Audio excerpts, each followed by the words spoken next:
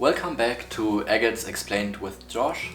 Today is going to be a little bit shorter video. We're going to be talking about stalactites forming in agates, and there are very few locations where you will find regular growth of stalactites in agates, and one of the few locations where you will see it quite commonly are the agates from Morocco. You see this fabulous example of an Alhama agate from Morocco. These agates are very well known in Germany and to European collectors, because a lot of the European collectors, they just travel to Morocco, buy their own agates in rough, and pretty much everyone knows in Europe about the Alhama agates, but within the United States I think they're hardly not known at all. But a very regular feature in these agates are the beautifully grown, thin, fragile stalactites that you can see in a lot of these pieces. This one's spectacular because it has this incredible combination of yellow and purple banding in this piece as well, because usually the agates from this location are rather kind of dull, more with like a kind of brown reddish agate, but this yellow color is also really famous for this location. This agate is also from Morocco. It's probably around 20 times the size of the last one I've been showing, and it's from a location close by. So Alhama is really close to the small town of Arguim, and Arguim is also the central point, which is usually known for all of the agates from the high Atlas Mountains, where these come from. There's several locations where they occur, but Arguim is usually the reference point for all of these agates. Here you can see it has stalactites growing in the very rim area, but also it's actually a floater. That's another video I will be talking about. But floater means it's surrounded entirely by quartz crystals and then has an agate center again. But here you will see, even in the very center, you can see it has formed more stalactites.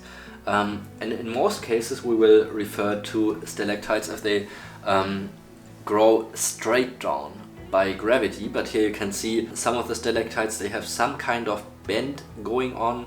This one seems to be very straight, but in the case that they're not like entirely straight going down, we may also call them pseudo stalactites, but don't ask me why. This is a spectacular example for any Moroccan stalactite agate. A location where I've seen stalactites less than a handful out of tens of thousands of agates is China.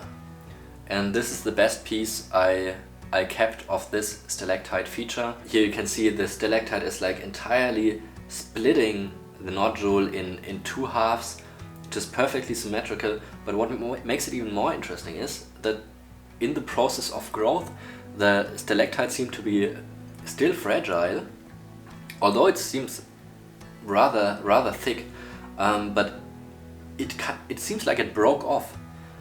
It broke off, probably rested here on the bottom of the nodule on another layer, and then it has been rehealed by quartz. So it's just so interesting to see that it almost stayed in the same position. I really like this one.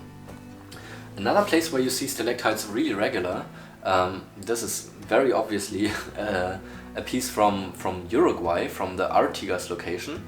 It's got slight amethyst surrounding the entire piece, really sparkly all over the place, and in the center you can see it has some kind of banded chalcedony, maybe you could call it agate, but it's not very finely banded in this piece. But we have another specimen from the same location, which is a slice, and that's what most of the time happens with these stalactites. They will be cut up into slices and then be sold as slices, mostly to jewelry makers for the smaller size pieces, or in specimens for the larger size pieces. And this is a really old piece. You will not find any stalactites in this size and quality on nowadays market. This was a lucky find at one of the local shows in Germany. It was found in 1978. I just like this one a lot because, like I said, nowadays you're not able to find like a 3-inch cross section of a stalactite banded through to the center. In nowadays finds you only find like a small layer with agate and not with this kind of diameter of the stalactites itself. So I hope you enjoyed it, and thanks for watching, and see you next time.